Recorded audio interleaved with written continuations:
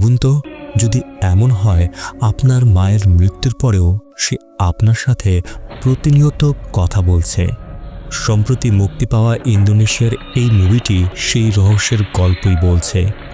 একটি tarot card, অদৃশ্য শয়তান এবং এক সন্তান যে তার মায়ের অসমাপ্ত ভবিষ্যৎবাণী খুঁজে বেড়াচ্ছে। আজকের ভিডিওতে আমরা জানব কি ঘটল পুত্রীর সঙ্গে, কিভাবে শয়তান তাকে ধীরে ধীরে গ্রাস করে নেয় এবং শেষ পর্যন্ত সে কি পারবে সব অন্ধকারের শক্তিকে থামাতে। গল্পটি শুরু হয় শারি নামের এক মহিলাকে দিয়ে, যিনি ট্যারোট কার্ড ব্যবহার করে ভবিষ্যৎ গণনা করতেন। সেদিন রাতে তার কাছে এক ব্যক্তি আসে। যখন তিনি কার্ড রিডিং শুরু করতে যান, হঠাৎ করেই অদ্ভুত ঘটনা ঘটে। কার্ড খুলতেই তিনি দেখতে পান মৃত্যুর কার্ডটি। এটি দেখে তিনি ভীষণ উদ্বিগ্ন হয়ে পড়েন। কিছুক্ষণ পর তিনি এক ফিসফিস শব্দ শুনতে পান, যে বলছিল মৃত্যু কার্ডটি তার ক্লায়েন্টের জন্য নয়, বরং তার নিজের জন্য। এই সময় ব্যাখ্যা করা হয়, শারির মতো ভবিষ্যৎ বক্তারা আসলে শয়তানের সঙ্গে চুক্তি করে তথ্য পায়। শয়তান আসমান থেকে তথ্য চুরি করে মানুষের মাঝে ছড়িয়ে দেয়, কিন্তু শয়তান যা জানায় তা সত্য নয়, বরং মিথ্যা। আর যে শয়তানের সঙ্গে চুক্তি করে তাকে একদিন অবশ্যই যেতে হবে নরকে। এই বিষয় নিয়ে শারি তার সহকর্মী কার্তোর সঙ্গে দেখা করে। বহু বছর ধরে ভবিষ্যৎবাণী করে এলেও সম্প্রতি তার কার্ডে বরাবর শুধু মৃত্যুই ভেসে উঠছিল। কার্তো বলে, তোমার দর্শন তো ভুল নয়, আমরা তো বেঁচে আছি নরকের অধিবাসীদের ফিসফিস করা বার্তার উপর নির্ভর করে। মৃত্যু হলো মানুষের একমাত্র নিশ্চিত নিয়তি। কার্তো স্বীকার করে যে সে শারিকে সাহায্য করতে পারবে না। হঠাৎ তারা দুজন রেস্টুরেন্টের রান্নাঘরে কাজ করা এক কর্মচারীর পেছনে দেখতে পায় শয়তানের ছায়া। সেই শয়তান এক কর্মচারীকে হত্যা করে শারিকে সতর্ক করার জন্য, কেননা খুব শীঘ্রই তার ওপর দুর্ভাগ্য নেমে আসবে। অন্যদিকে শারির মেয়ে পুত্রী তখনও তার প্রিয় মায়ের মেসেজের কোনো উত্তর পাচ্ছিল না। মন ভালো করার জন্য সে তার প্রিয় বিড়াল চিওকে নিয়ে একসঙ্গে খেলতে যায়। বাড়ি ফেরার পথে শারির সামনে এক দুর্ঘটনার কারণে যানজটে আটকে পড়ে। কৌতূহলবশত এগিয়ে গিয়ে দেখে দুর্ঘটনায় পড়া মানুষটি আসলে সে নিজেই।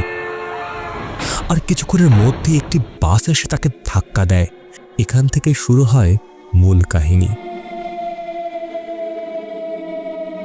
পরের দিন প্রতিবেশীরা অবাক হয়ে আলোচনা করতে থাকে, একজন ভবিষ্যৎ বক্তা হয়েও শারি কিভাবে নিজের মৃত্যুকে এড়াতে পারল না।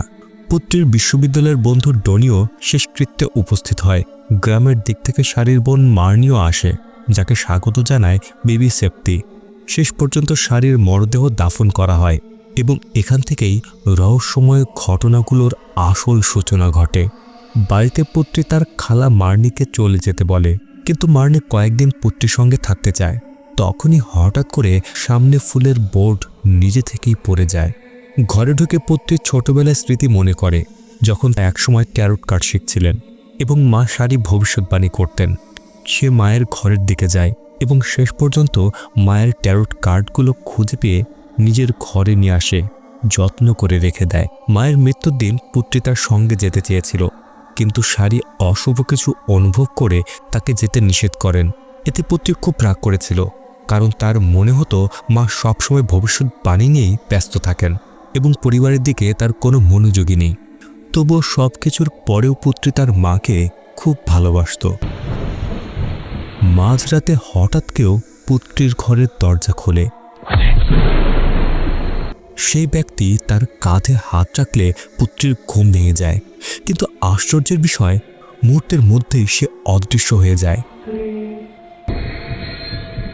পুত্রী যেন মায়ের কণ্ঠের ডাক শুনতে পায় এবং সেই শব্দের দিকে এগিয়ে যায়।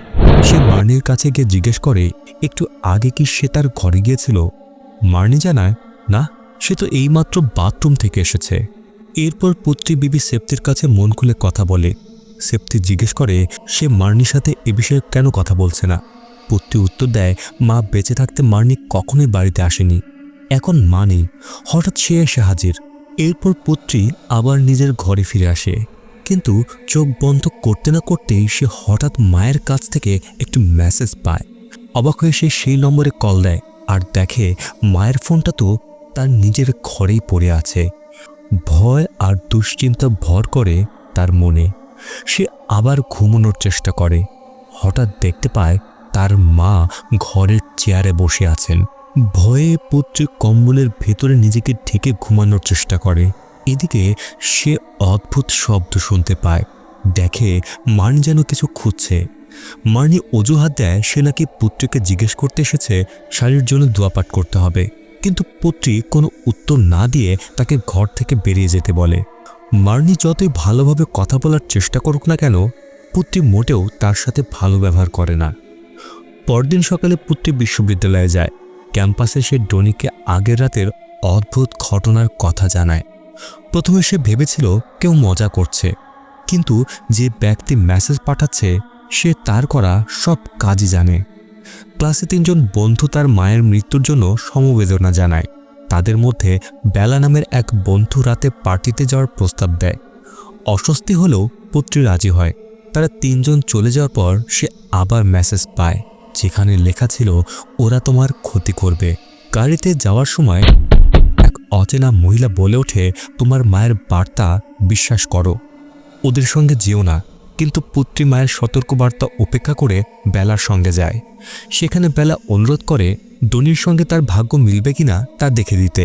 প্রথমে পুত্রী রাজি না হলেও শেষে সামর্থ্য অনুযায়ী ভবিষ্যৎবাণী করতে সম্মত হয়। পুত্রীর 3টি কার্ড তোলে। কার্ডগুলোর অর্থ নিজেকে সীমাবদ্ধ মনে করা, আটকে পড়া, অসহায়ত্ব, প্রায়ই নিজের তৈরি সীমারেখার কারণে। মোট কথা, কার্ডগুলোর অর্থ নেতিবাচক। হঠাৎ করে একে একে ঘরের সব আলো নিভে যেতে শুরু করে। পুত্রী শুনতে পায় কেউ যেন তার নাম ধরে ডাকছে। ভয়ে সে জায়গা ছেড়ে বেরিয়ে যাওয়ার সিদ্ধান্ত নেয়। গাড়িতে ওঠার পর আবার মায়ের কাছ থেকে মেসেজ আসে, যেখানে লেখা ছিল মা তো আগেই বলেছিল ওদের সঙ্গে মিশো না, কিন্তু ফোন করলে কোনো উত্তর পাওয়া যায় না। হঠাৎ পুত্রী চিৎকার করে বলতে থাকে, আমাকে বিরক্ত করো না, মা আর নেই, মা চলে গেছে। এরপর সে বাড়িতে ফিরে আসে। বাড়িতে ঢুকেই দেখে তার খালা আলমারি খুলে কিছু খুঁজছেন, যেন কোনো বিশেষ জিনিসের সন্ধানে। পুত্রী ও মার্নি একসঙ্গে রাতের খাবার খায়। মার্নি জিজ্ঞেস করে পুত্রী কোন বিষয়ে পড়ছে। পুত্রী জানায় সে ডিজাইন নিয়ে পড়াশোনা করছে। এরপর মার্নি জানতে চায় শাড়ি মারা যাওয়ার আগে কাদের সঙ্গে দেখা করতে গিয়েছিল, আর পুত্রী কি জানে ট্যারোট কার্ডগুলো কোথায় রাখা আছে। হঠাৎ পুত্রী আবারও তার মায়ের নম্বর থেকে একটি মেসেজ পায়। সেখানে লেখা ট্যারোট কার্ডগুলোর অবস্থান যেন কাউকেই না জানায়। মার্নি আর কারণ ব্যাখ্যা করতে পারে না, শুধু বলে এটাও তো শাড়ির ইচ্ছা ছিল। পুত্রী বিশ্বাস করতে পারে না। তার মনে হয় মা বেঁচে থাকতে মার্নি কখনো খোঁজে নিত না। এখন কিভাবে সে এত কিছু জানে? বিরক্ত হয়ে পুত্রী নিজের ঘরে চলে যায়। সে দেখে ট্যারোট কার্ডগুলো এখনও নিরাপদে আছে, কিন্তু কার্ডগুলো দেখতে গিয়ে হঠাৎ সেগুলো মেঝেতে পড়ে যায়। অদ্ভুতভাবে কার্ডগুলো একটি বৃত্ত তৈরি করে, আর মাঝখানে থাকে একটি কার্ড। সেটি খুলে দেখা যায় ডেথ বা মৃত্যু, যার অর্থ একটি জীবনের অধ্যায় শেষ হয়ে অন্য কিছুর সূচনা। মাঝরাতে মার্নি চুপি চুপি আবার শাড়ির ট্যারোট কার্ড খুঁজতে থাকে। বসার ঘরে না পেয়ে সে শাড়ির ঘরে ঢোকে। হঠাৎ দরজার পেছন থেকে চিও বেরিয়ে আসায় সে চমকে ওঠে। পরদিন সকালে পুত্রী দেখে চিও রাতে তার পাশে ঘুমায়নি। সে শেপ্তিকে বলে যদি চিওকে পাওয়া যায় তবে যেন খেতে দেয়, কিন্তু তখনই মায়ের কাছ থেকে একটি ছবি আসে। মার্নি কোলে করে চিত্তকে ধরে আছে। পুত্রীর মনে সন্দেহ জাগে, চিত্ত নিখোঁজ হওয়ার সঙ্গে নিশ্চয়ই মার্নির কোনো সম্পর্ক আছে, কারণ সে কখনোই বিড়াল পছন্দ করত না। কিছুক্ষণ পর এক মহিলা এসে পুত্রীকে ট্যারোট পড়ে দিতে বলে। ডনি সোশ্যাল মিডিয়ায় ভাইরাল হয় একটি ভিডিও দেখে, যেখানে পুত্রী বেলার ভাগ্য গণনা করছে। পুত্রী বেলার কাছে গিয়ে ভিডিওটি মুছে ফেলতে বলে, কিন্তু বেলা ভিডিও মোছার বদলে পুত্রীকে ধাক্কা দেয়। ঠিক তখনই পুত্রী যেন মায়ের ফিসফিস শব্দ শুনতে পায়, যে তাকে লড়াই করতে বলছিল। অজান্তে সে বেলাকে আক্রমণ করে বসে। প্রায় বড় ক্ষতি সে করেই ফেলছিল। সৌভাগ্যক্রমে ডনি এসে তাকে থামায়। এরপর পুত্রী বাথরুমে গিয়ে নিজেকে সামলানোর চেষ্টা করে। হঠাৎ সে কান্নার শব্দ শুনতে পায়। একটি টয়লেটের দরজা খুলতেই দেখে তার মা, যে তার কাছে সাহায্য চাচ্ছে। ক্যাম্পাসের সামনে ডনি জিজ্ঞেস করে, তুমি এমন করলে কেন? প্রায় একজনকে আঘাত করেই ফেলছিলে। তুমি আর আগের মতনই পুত্রী, তুমি কখনো এমন আচরণ করনি। পুত্র কিছুটা রেগে জবাব দেয়, তাহলে তুমি কি চাও আমি চুপচাপ থাকি যখন সবাই আমাকে অপমান করবে? এমনটা আমি আর কখনোই হতে দেব না। তাছাড়া মা আগে তাকে সতর্ক করেছিলেন। বাড়ি ফেরার সময় বাসে উঠতে গেলে বন্ধুরা তাকে সাবধান করে যেন সে না ওঠে। ঠিক তখনই মায়ের আরেকটি মেসেজ আসে, তার যে বাসে উঠতে যাচ্ছে সেটি দুর্ঘটনার শিকার হবে। পুত্র তখনই ডনিকে নিয়ে বাস থেকে নেমে যেতে চায়। সে বলে, মা আমাকে উঠতে মানা করেছে। কিন্তু ডনি বিশ্বাস করে না, বরং আবার বাসে উঠতে বলে। কিন্তু তখন পুত্রী দেখে তার বন্ধুরা যেন আত্মা হয়ে গেছে। ভয়ে তারা দুজনই বাসে না উঠে ট্যাক্সি করে বাড়ির পথে রওনা দেয়। পথে যানজট লাগে, কারণ সামনে একটি ভয়াবহ দুর্ঘটনা ঘটেছে। পরে জানা যায় দুর্ঘটনাটি সেই বাসের সঙ্গেই হয়েছে যে বাসে তার বন্ধুরা উঠেছিল। কেউ গুরুতর আহত, কেউ বা প্রাণ হারিয়েছে। পুত্রী ডনিকে বলে, মাই আমাদের ওই দুর্ঘটনা থেকে বাঁচিয়েছেন। ডনি বিশ্বাস করে না। সে বলে, মার্জ একজন মানুষ কিভাবে এত কিছু করতে পারে? যদি মেসেজগুলোর সঙ্গে দুর্ঘটনার কোনো সম্পর্ক থাকে, যদি উৎসটা একই হয়? পুত্রী রেগে বলে, তার মা কখনো এত মানুষের ক্ষতি করতে পারে না। সে ডনিকে চুপ থাকতে বলে। বাড়িতে ফিরে মার্নিও দুর্ঘটনার খবর শুনে দুঃখ প্রকাশ করে। ঠিক তখনই পুত্রীর ফোনে আবার মেসেজ আসে, চিও কোথায় আছে তার একটি ছবি। ঘরে ঢুকে পুত্রী দেখে চিও রক্তাক্ত অবস্থায় মৃত পড়ে আছে। সে সঙ্গে সঙ্গে খালার ওপর সন্দেহ করে। মার্নিকে অভিযুক্ত করে বলে, নিশ্চয়ই সেই চিওকে মেরেছে, কারণ আগে থেকেই সে চিওকে পছন্দ করত না। তাছাড়া ছবিতে দেখা গেছে সে বিরক্ত মুখে চিওকে কোলে নিয়েছিল। কিন্তু মার্নি সব অভিযোগ অস্বীকার করে। সে বলে, বিড়ালটাকে কোলে নিয়েছিলাম ওকে ঘর থেকে বের করার জন্য। পুত্রী বিশ্বাস না করে নিজের ঘরে চলে যায়। ঘরে বসে সে দেখতে পায় অনেকে তাকে মেসেজ করেছে ভাগ্য গণনা করানোর জন্য। হঠাৎ সে একটি কাগজ খুঁজে পায়। তাতে লেখা, পুত্রী যদি মায়ের মতো হয় তাতে সমস্যা কি? তাহলে তো সে মানুষকে সাহায্য করতে পারবে। এই সময় শেপ্তি ঘরে ঢুকে বলে, পুত্রীর আচরণ এখন আর আগের মতো নেই। উত্তরে পুত্রী বলে, আপনি কি মায়ের ক্লায়েন্টদের চিনতেন? অনেকেই এখন আমার কাছে আসছে, কারণ আমার বন্ধু ভাগ্য গণনার একটি ভিডিও করেছিল। মা মারা যাওয়ার পর থেকে আমার সাথে এমন অদ্ভুত ঘটনা ঘটছে যেন মাই আমাকে পথ দেখাচ্ছে। মনে হচ্ছে মা চান আমি তার কাজ চালিয়ে যাই। সেই রাতে হঠাৎ করে পুত্রীর ঘুম ভেঙে যায়। সে যেন মায়ের আর্তচিৎকার শুনতে পাচ্ছে। মায়ের ঘরে গিয়ে দেখে শাড়িকে নরকের শাস্তি দেওয়া হচ্ছে। আগুনে পুড়তে পুড়তে যন্ত্রণায় কাতর হয়ে তিনি পুত্রীকে বলেন, আমি যা শুরু করেছি তুমি সেটা চালিয়ে যাও। শুধু এইভাবেই তুমি আমাকে নরকের আগুন থেকে বাঁচাতে পারবে। পরদিন পুত্রী গল্পের শুরুতে দেখা সেই লোকটির সঙ্গে দেখা করে। লোকটি চায় তার সন্তানের ভবিষ্যৎ যেন পুত্রী গণনা করে দেয়। এদিকে শেপ্তির মার্নিকে জিজ্ঞেস করে, সত্যিই কি শাড়ি এতদিন পুত্রীকে সাহায্য করছিল? মার্নি দৃঢ়ভাবে বলে, অসম্ভব। শাড়ি সবচেয়ে বেশি ভয় পেত পুত্রীকে নিয়ে, কেননা সে কখনো চায়নি পুত্রী তার মতোই ভবিষ্যৎ বক্তা হোক। শাড়ির ভবিষ্যৎবাণী এত নিখুঁত হতো শুধু বিদ্যার কারণে নয়। ওদিকে পুত্রী যখন ভাগ্য গণনা করে তার কার্ডে ভয়ঙ্কর ফলাফল উঠে আসে। আর ঠিক তখনই কানে ভেসে আসে এক অদৃশ্য ফিসফিসানি, যে তাকে সেই অশুভ বার্তাটাই জানাতে বাধ্য করছে। কিন্তু কেন যেন পুত্রী সেই অশুভ বার্তা জানাতে অস্বীকার করে এবং সেখান থেকে চলে যাওয়ার সিদ্ধান্ত নেয়। গাড়িতে উঠতেই মা মেসেজ পাঠায়, তুমি বার্তাটা কেন জানালে না? কিছুক্ষণের মধ্যে সে বাড়িতে ফিরে আসে। বাড়িতে ফিরেই পুত্রী অস্থির হয়ে পড়ে। সে যেন বাড়ির ভেতর কারো হাঁটার শব্দ শুনতে পায়। এদিকে মার্নি শাড়ির ঘরে কিছু খুঁজতে গিয়ে তার বন্ধু কার্তোর একটি ভিজিটিং কার্ড পায়। পুত্রী দেখে মায়ের ঘরের দরজা খোলা। হঠাৎ একটি মাছি উড়ে এসে তার কানের ভেতরে ঢুকে যায়। সঙ্গে সঙ্গে পুত্রী অস্বাভাবিক হয়ে যায়।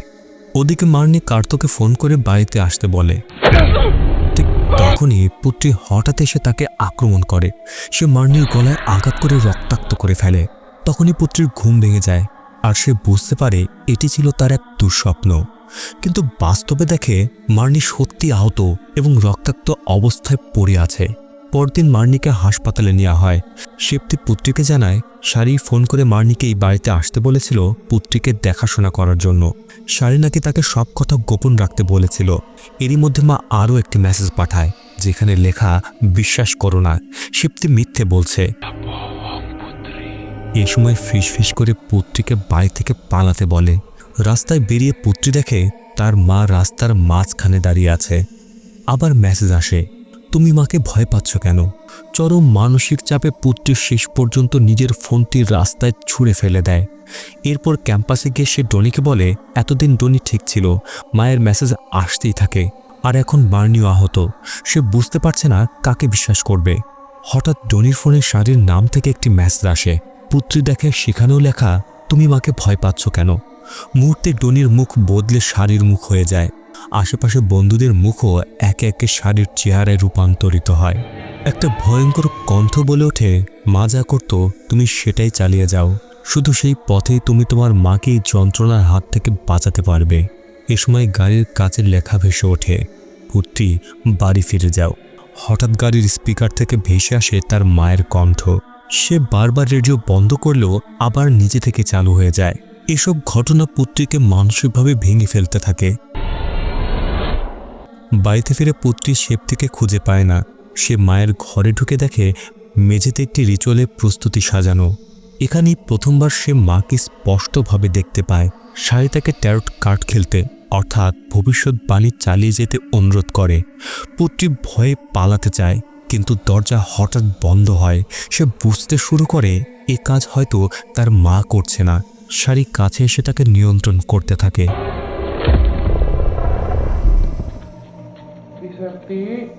এদিকে শেপ্তি পুত্রীর চিৎকার শুনে ঘরে ঢোকে, কিন্তু হঠাৎ পুত্রী শেপ্তির উপর ঝাঁপিয়ে পড়ে এবং তার গলা চেপে ধরে। শেপ্তি কোনো রকমে ছুটে রান্নাঘরে লুকায়। পুত্রী এখন সম্পূর্ণভাবে শয়তানের হাতে বন্দী। সে ধীরে ধীরে একটি ছুরি তুলে নিয়ে শেপ্তিকে খুঁজতে থাকে। শেপ্তি ভয়ে কাঁপতে কাঁপতে ফোন বের করে সাহায্য চায়, কিন্তু ফোন নড়াচড়া করতেই পুত্রী তার অবস্থান বুঝে ফেলে। সৌভাগ্যক্রমে কার্তো ঠিক সময়ে পৌঁছে যায়, শেপ্তির প্রাণ যাওয়ার আগেই। এরপর তারা দুজন মিলে পুত্রীকে ধরে রাখার চেষ্টা করে এবং তার শরীর থেকে শয়তানকে তাড়ানোর চেষ্টা করে। পুত্রীর কানের ভেতরে থাকা মাছিটি বেরিয়ে আসে এবং সে অবশেষে স্বাভাবিক হয়ে যায়। এরপর কার্তো পুত্রীকে ট্যারট কার্ডগুলো দিতে বলে, কিন্তু অদ্ভুতভাবে কার্ডগুলো হঠাৎ তার ঘর থেকে উধাও হয়ে যায়। কার্তো বলে এই বাড়িতেই শাড়ি নিয়মিত ভবিষ্যৎবাণী করত। সব শয়তানি শক্তি এই বাড়িকে কেন্দ্র করেই ঘোরাফেরা করে। শাড়ি মারা যাওয়ার পর আর কেউ শয়তানের কথা শোনেনি, তাই তারা ক্ষুব্ধ হয়ে উঠেছে।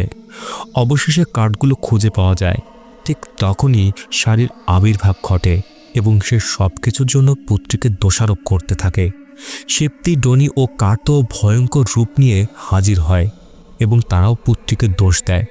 পুত্রী আতঙ্কে চিৎকার করে ওঠে।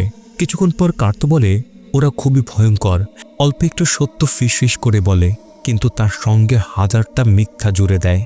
আমি তোমার মাকে অনেক দিন ধরে চিনি। ভবিষ্যৎবাণী ছাড়ার আগে আমরা একসঙ্গে শিখেছি এবং একই চুক্তিতে আবদ্ধ ছিলাম। অনেকেই ভালো ভবিষ্যৎ বক্তা হতে পারে, কিন্তু শাড়ির মতো খুব কমই হয়, কারণ শাড়ি সরাসরি শয়তানের থেকে শক্তি পেত। তবে তার একটা মূল্য ছিল। এখন ওরা তোমাকে প্রলুব্ধ করছে, মিথ্যে বলছে, যেন তোমার সঙ্গেও নতুন চুক্তি করতে পারে। এতদিন যে মেসেজগুলো আসছিল এগুলো শাড়ির ছিল না, বরং শাড়ি নিজে একসময় আমার কাছে এসেছিল নিজের শক্তি ত্যাগ করার উপায় জানতে। চুক্তি ভাঙতে চাওয়ায় শয়তানরা রেগে গিয়ে শাড়িকে হত্যা করেছে। এই কার্ডগুলো ছিল তাদের সঙ্গে যোগাযোগের মাধ্যম।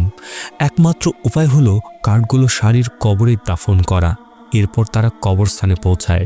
শেপ্তি ও ডনি গাড়িতে অপেক্ষা করে, আর কার্তো ও পুত্রী শাড়ির কবর খুঁড়তে শুরু করে। কফিনের ঢাকনা খোলার পর কার্তো ওপরে ওঠে কার্ডগুলো নেয়ার জন্য,